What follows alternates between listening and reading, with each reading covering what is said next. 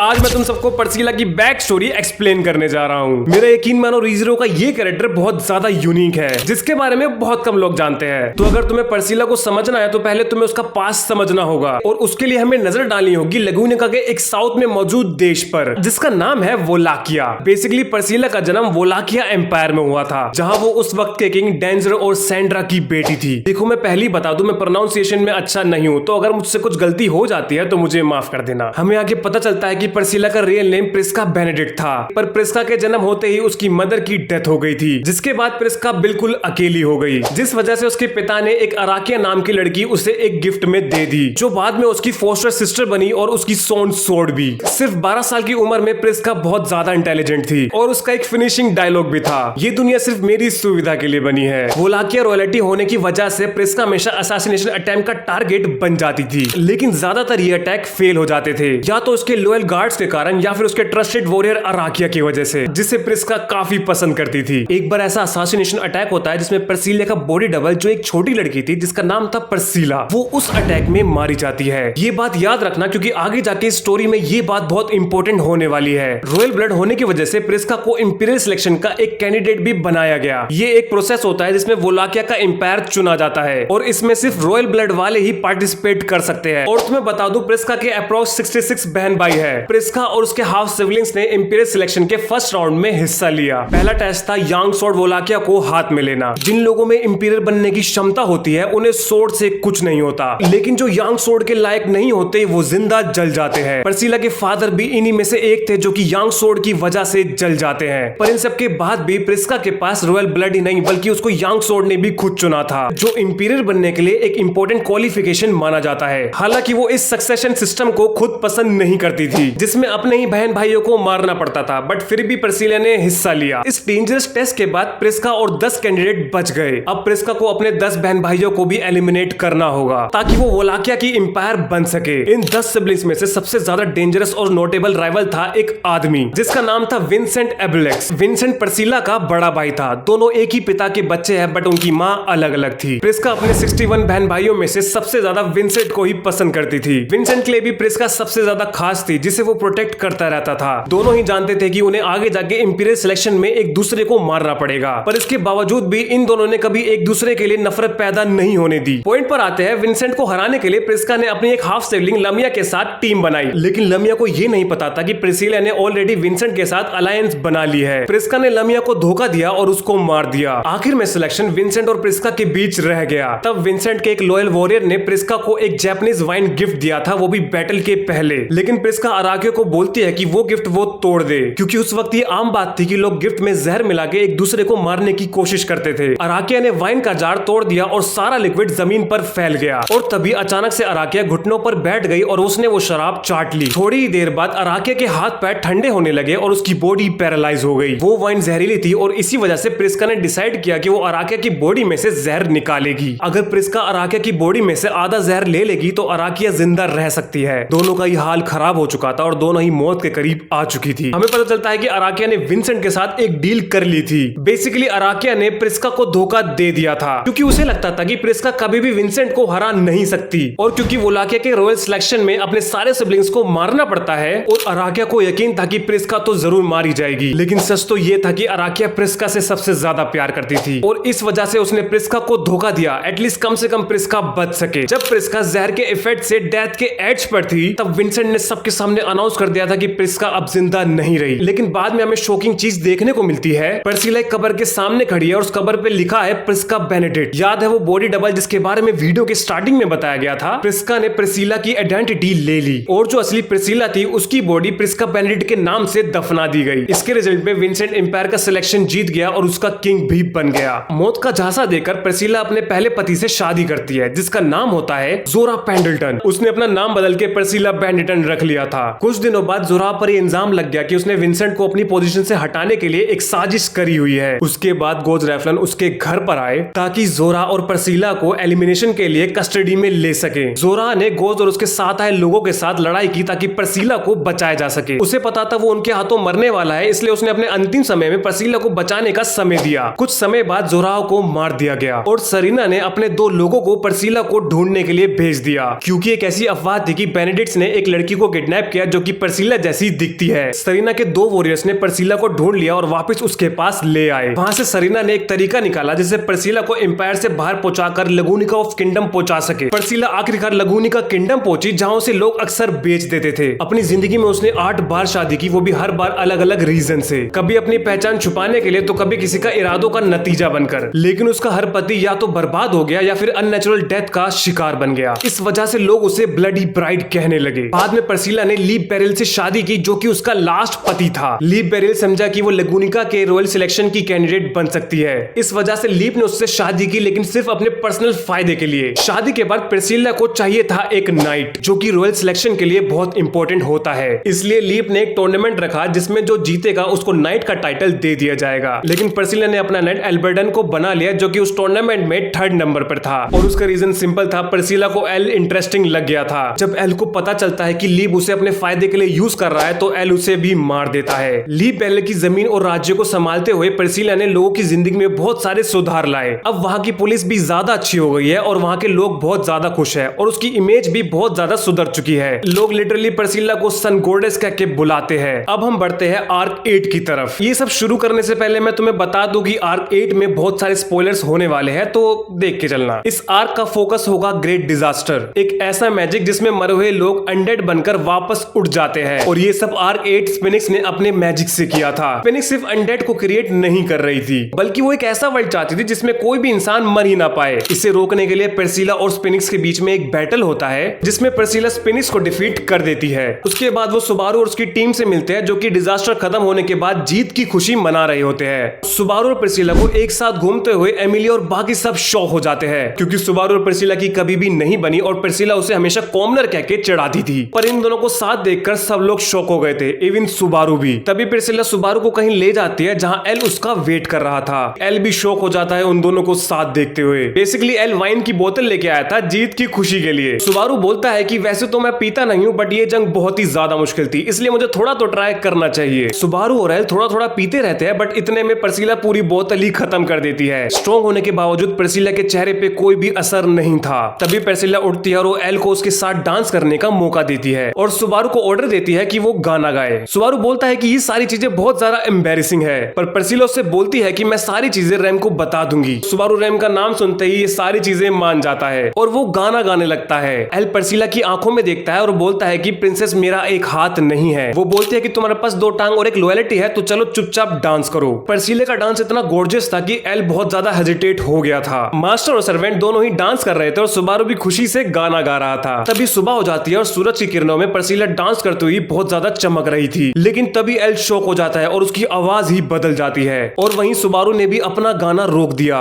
Subaru ने पर्सिला को घूर कर देखा, पर्सिला धीरे धीरे गायब हो रही थी। तभी पर्सिला सुबारू को बताती है पैर को तबाह करने के लिए स्पिनिक्स ने पर्सिला को एक डायमेंशनल में बंद कर रखा था। वहां से निकलने का सिर्फ एक ही तरीका था कि सबको राख में बदल देना। पर्सिला ने डायमेंशन से बाहर निकलने के लिए अपनी सोल मर्ज टेक्निक का यूज किया जिससे वो उसे डिफीट तो कर पाई बट खुद अनडेड बन गई। एल ये सब सुन के कांप गया और उसकी आंखों में से आंसू आने स्टार्ट हो गए। उसने पर्सिला को एक हाथ से पकड़ा हुआ था जो सन की किरणों से धीरे धीरे गायब हो रही थी। सुबारू पर्सिला को बोलता है आई थिंक तुम गलत हो, तुमसे कुछ गलती हुई है। सुबारू एल की कपकपाती हालत देख के रेलिंग की तरफ आगे बढ़ता है। सुबारू मन में बोलता है कि अगर मुझे पर्सिला को बचाना है तो मुझे यहाँ से कूदना ही होगा, पर सुबारू को पर्सिला की आवाज ने रोक लिया। तभी पर्सिला उन दोनों को बताती है कि मैं जानती हूँ तुम दोनों की पावर फेट चेंज कर सकती है, पर कुछ लोग ऐसे होते हैं जो बदलाव नहीं चाहते। पर्सिला का ये लॉजिक सुन के सुबारू आगे ही नहीं बढ़ पा रहा था, चाहे वो कितनी ही कोशिश क्यों ना कर ले। तभी एल सुबारू को बोलता है कि ब्रो तुम कुछ मत सुनो, बस तुम आगे बढ़ो, पर्सिला को बचाओ। दर्द से चिल्लाते हुए पर्सिला ने एल को बुलाया। सुबारू ने पहली बार सुना था पर्सिला एल को एल्डेबन कह के बुला रही है। पर्सिला बोलती है कि तुम दोनों ने कई बार एम्पायर को बचाया है और ऐसी चीजें करी है जो लोग सोच भी नहीं सकते थे। पर्सिला मुस्कुराते हुए बोलती है तुम दोनों ने आज तक अपने ऊपर किसी को नहीं रखा, तुम ऐसे ही जीते आए हो और इसलिए तुम्हें शायद कभी बदला ही नहीं मिला। पर्सिला बोलती है कि वो बदला आज मैं देती हूँ। उस वक्त पर्सिला की आंखों में एक चमक दिखाई गई और वो बोलती है बहुत बढ़िया काम किया नात्सुकी सुबारू, तुम एक सच्चे नाइट हो। और ये सुन के सुबारू के घुटनों में ताकत ही नहीं रही और वो हिल तक नहीं पा रहा था। तभी एल बोलता है कि मैं हार नहीं मानूंगा, अगर मैंने हार मान ली तो प्रिंसेस तुम मर सकती हो।